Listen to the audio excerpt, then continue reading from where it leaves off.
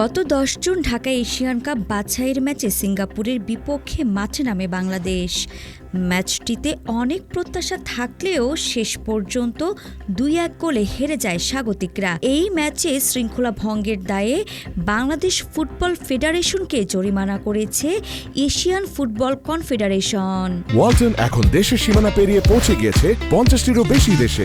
ওয়ালটন, ঘরে ঘরে বিশ্বজুড়ে। ঢাকায় অনুষ্ঠিত এশিয়ান কাপ বাছাই পর্বের ম্যাচে সিঙ্গাপুরের বিপক্ষে দ্বিতীয়ার্ধ শুরু করতে বিলম্ব করে বাংলাদেশ দল।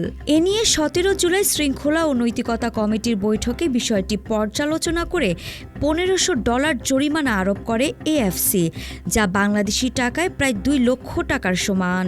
এএফসি জানিয়েছে নির্ধারিত সময়ের চেয়ে ২ মিনিট দেরি করে দ্বিতীয়ার্ধে মাঠে নামে বাংলাদেশ। খেলোয়াড় পরিবর্তনের সময় চতুর্থ রেফারির সঙ্গে দলের ম্যানেজার ও সহকারী কোচের ভুল বুঝাবুঝির কারণেই এই বিলম্ব ঘটে।